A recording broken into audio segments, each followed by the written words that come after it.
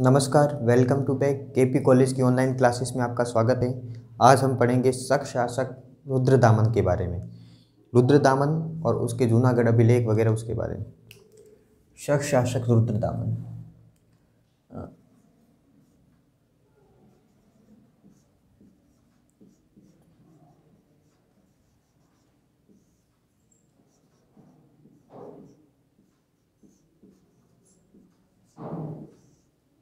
शक शासक रुद्रदामन। रुद्रदामन के बारे में पढ़ने से पहले हमें शक के बारे में थोड़ी डिटेल प्राप्त करेंगे। शक कौन थे और कहाँ से आए थे? ये शक थे, वो मध्य एशिया से आए थे। मध्य एशिया की यूची कबीले था। मध्य एशिया का यूची कबीला यूची कबीले ने इसको वहां से भगा दिया था। किनको? शकों को। यूची कबीले ने शकों को मध्य एशिया से भगा दिया तो ये भारत में आ गए और भारत में आकर इनकी ये दो शाखाओं के रूप में बिखर गए। और कौन कौन सी? पूर्वी क्षत्रप, उत्तरी क्षत्रप और दक्षिणी क्षत्रप। उत्तरी क्षत्रप और दक्षिणी क्षत्रप।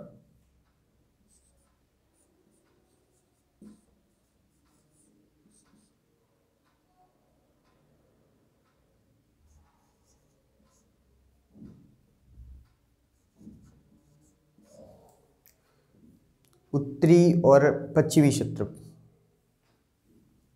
उत्तरी और पश्चिमी क्षत्रप। उत्तरी क्षत्रप और पश्चिमी क्षत्रप।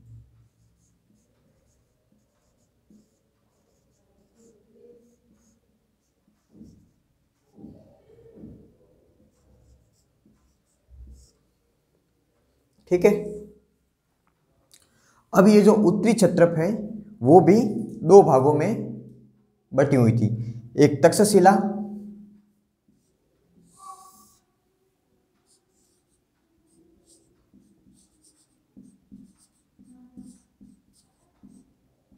एक तो थी तक्षशिला और दूसरी थी मथुरा।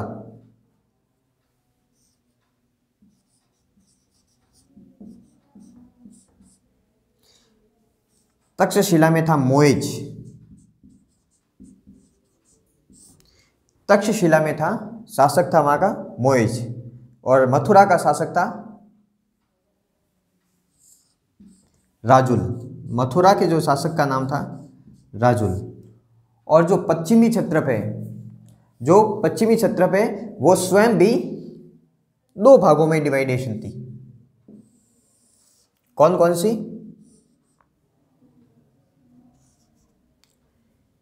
सहरात वंश, शहरात वंश और कामंदक वंश। कामंदक वंश।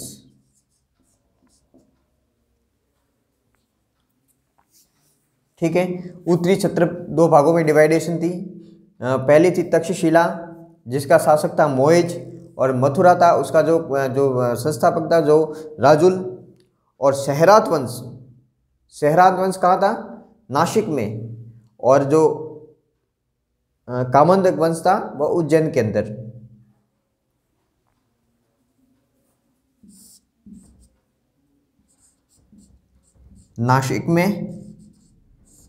नासिक इसकी राजधानी थी और इसकी राजधानी थी कामंदक वंश की उज्जैन। ठीक है। और नासिक जो है, जो शहरात वंश का जो शासक हुआ उसका क्या नाम था?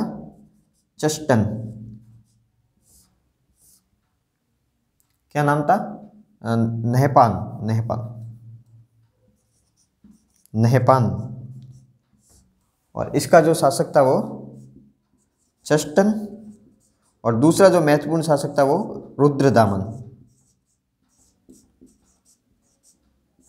रुद्रदामन।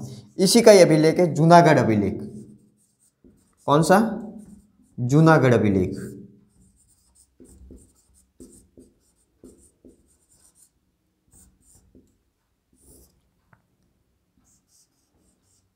महत्वपूर्ण अभिलेख है।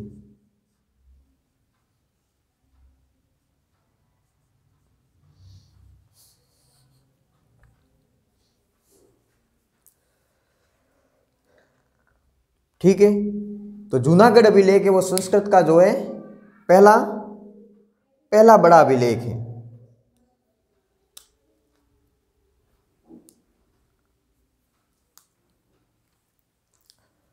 तो इसी के रुद्रदामन के बारे में पढ़ना है और जूनागढ़ अभिलेख के बारे में डिटेल लिख दो। संस्कृत का पहला बड़ा अभिलेख, संस्कृत का पहला बड़ा अभिलेख, पहला बड़ा अभिलेख, अभिलेख। ठीक है, अब देखिए आप यहाँ पर, ठीक है, हमें रुद्रदामन के बारे में पढ़ना है और एक शकों के बारे में थोड़ी कोई डिटेल और कि शक जो शख्स आ सकते हैं वो मुरुंड की उपाधि धारण करते हैं। किसकी? मुरुंड की उपाधि, मुरुंड की उपाधि धारण करते थे, उपाधि धारण करते थे।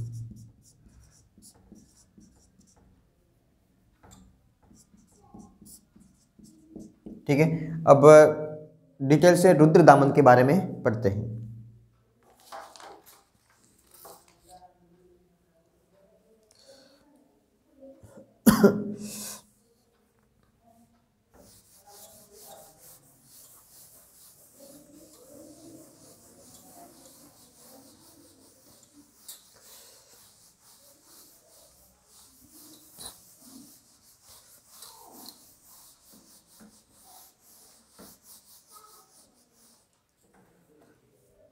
जो रुद्रदामन है कौन शकों की कामंदक शाखा से बोले तो संबंधित, कामंदक शाखा के संबंधित है, कामंदक शाखा से संबंधित।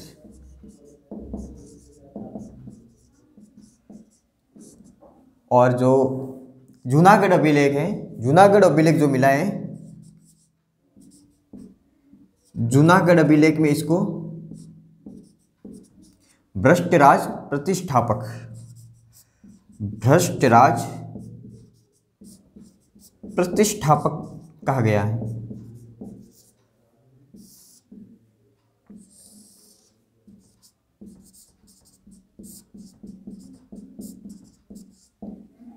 जूनागढ़ अभिलेख में रुद्रदामन को भ्रष्टराज प्रतिष्ठापक कहा गया है।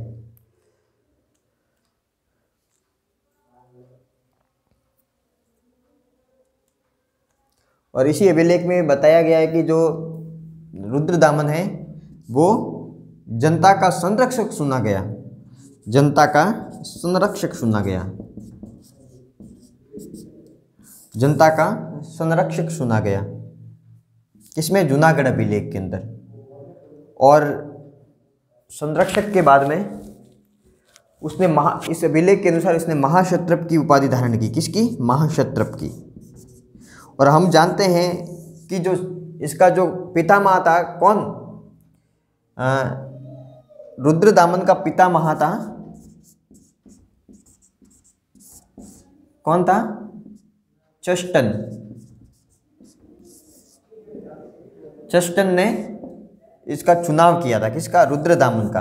तो चुनाव किया था तो ये जनता ने इसका विरोध नहीं किया होगा, क्योंकि ये जो चष्टन के समय ये तो क्षत्रप की उपाधि धारण करता था, क्षत्रप की उपाधि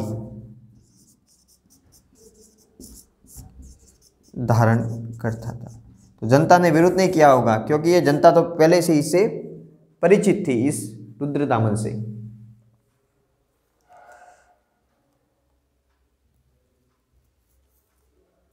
और जूनागढ़ अभिलेख में इसके राज्य विस्तार की जानकारी मिलती है।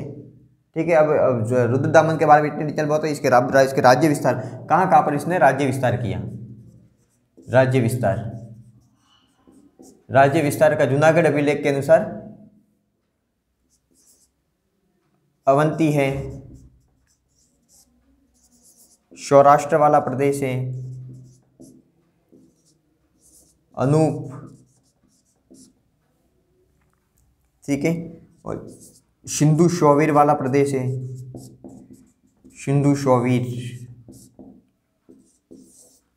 सिंधु शौवीर।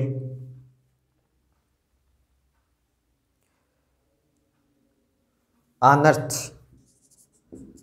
आनर्त, आनर्त किसको कहते थे? द्वारिका जो थी ना उसके आसपास वाला क्षेत्र, द्वारिका के आसपास का क्षेत्र।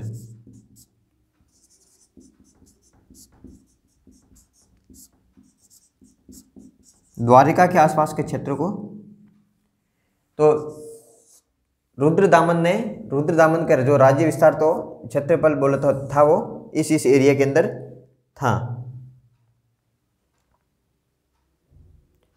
ठीक है, अब बात करते हैं इसके शासन प्रबंध की। अब बात करते हैं इसके शासन प्रबंध की।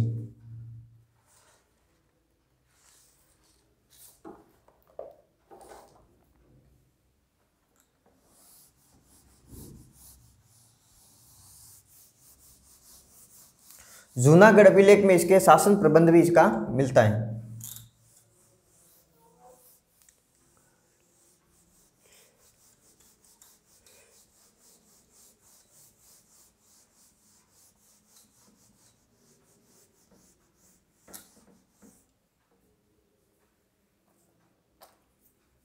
हाँ, एक सातकर्णी का एक नासिक अभिलेख है, नासिक अभिलेख।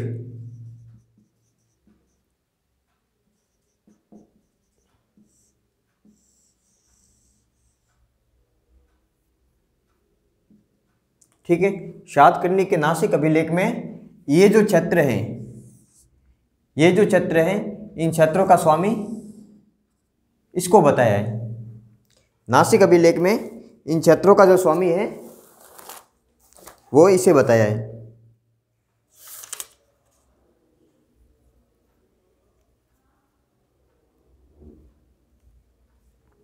नासिक अभिलेख में इन क्षेत्रों का जो है अवंती है, सौराष्ट्र है, अनूप है, जो सिंधु है, आनर्त है।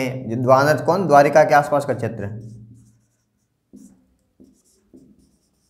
आसपास का क्षेत्र। तो क्या पता लगा? इन क्षेत्रों को नासिक अभिलेख में सातकर्णी का किसी सातकर्णी शासक का बताया है। और जूनागढ़ अभिलेख में लिखा है, जूनागढ़ अभिलेख है उसमें लिखा है कि रुद्रदामन ने किसी सातकर्णी नामक के किसी शासक को, जूनागढ़ अभिलेख में लिखा है कि रुद्रदामन में ऐसे सातकर्णी शासक जिसकी उपाधि दक्षिणापतपति थी, दक्षिणापतपति, ऐसा शासक जिसकी उपाधि दक्षिणापतपति था, उससे उसने छीन लिया है, उसने उससे छीन लिया।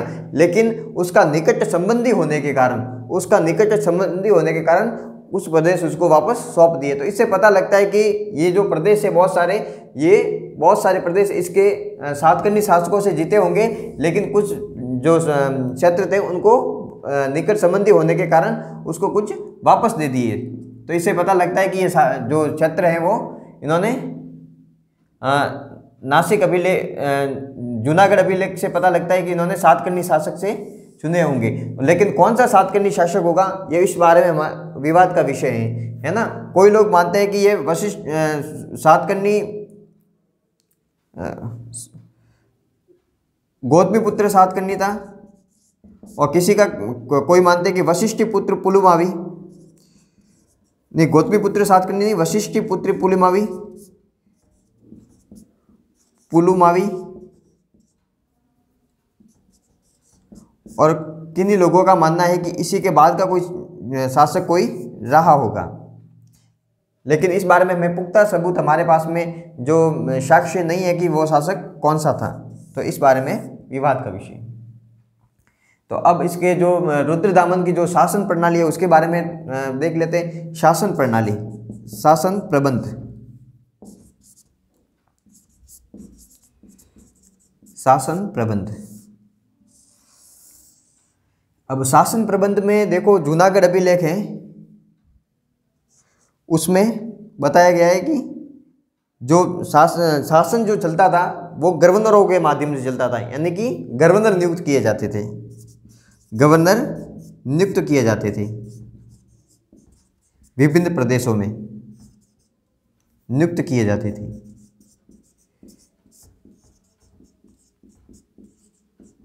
और एक मंत्री परिषद का भी उल्लेख है, एक मंत्री परिषद का भी उल्लेख है। मंत्री परिषद का भी उल्लेख है, ठीक है। और जो मंत्री परिषद है वो दो प्रकार से थे। कैसे? मति सचिव और कर्म सचिव। मति सचिव, मति सचिव और कर्म सचिव।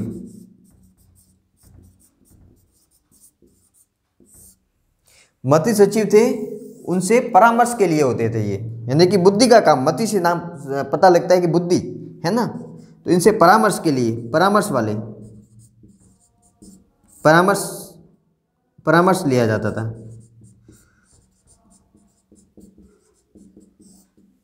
और कर्म सचिव, इनसे प्रशासन, यानी कि उनको कार्यों को लागू करने के लिए, क्रियान्वयन के लिए,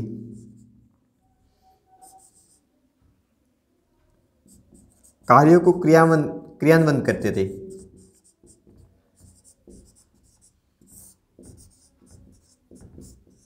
ठीक है। तो जूनागढ़ सब जिले में शासन प्रबंध के बारे में कहने, जो राज्य होता था वो प्रांतों में बटा होता था, और प्रांत में गवर्नर नियुक्त किए जाते थे और अधिकारी होते थे, और उसमें एक मंत्री परिषद होती थी। मंत्री परिषद में दो प्रकार के अधिकारी होते थे, एक कर्म सचिव कहते थे, एक को मति सचिव कहते थे। जो मति सचिव होते थे उनसे परामर्श लिया जाता था शासन प्रबंध के बारे में, और जो कर्म सचिव होते थे वो उन्होंने जो परामर्श दिया है उनके आधार पर उनके कार्यों को राज्य के अंदर लागू किया जाता था। ये रहा शासन प्रबंध।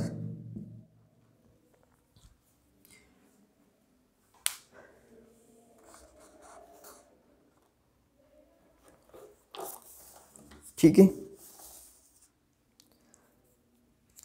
अब बात करते हैं रुद्रदामन के व्यक्तित्व की।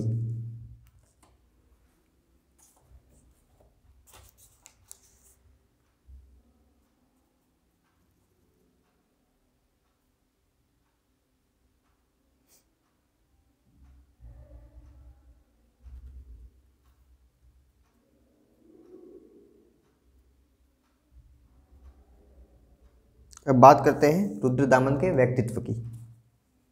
तो व्यक्तित्व में देख लो, वह राजनीति, वो जूनागढ़ अभिलेख में अपने आप को संगीत में महारत हासिल करने वाला, राजनीति के अंदर, तर्क विद्या के अंदर महारत हासिल करने वाला बताता है। महारत हासिल थी इनको के, ठीक है। ये उनके व्यक्तित्व के अंदर। और कुशल सेनापति भी था, वो कुशल सेनापति भी था। तो इसलिए इस सेनापति था, इसलिए तो उसने सातकर्णी वंश के शासक से इतना क्षेत्रफल वो छीन लिया था। तो सातकर्णी वंश भी, जो सातवां वंश था, वो भी मजबूत था। तो मजबूत शासक से कोई क्षेत्र को छीनना कोई एक कुशल सेनापति का ही काम हो सकता है, ठीक है। तो आज हमने शक शासक रुद्रदामन के बारे में, उसकी विजयों के बारे में, वो जो शक जो थे वो कहाँ से आए और भारत में कौन कौन सी शाखाओं के अंदर बटे, और जो रुद्रदामन था वो कौन से वंश का था, शक शासकों के कामंतक वंश था, इसके बारे में हमने डिटेल प्राप्त की। और उन्होंने जो क्षेत्रफल जीता, यानी कि राज्य जो क्षेत्र जो जीता, वो कहाँ से जीता और किन के पास से जीता, इसके बारे में हमने डिटेल से जानकारी प्राप्त की, ठीक है। तो इसको समझने में कोई परेशानी हो तो कॉलेज आइए, कॉलेज के नंबर पर कांटेक्ट कीजिए और संपर्क कीजिए, ठीक है।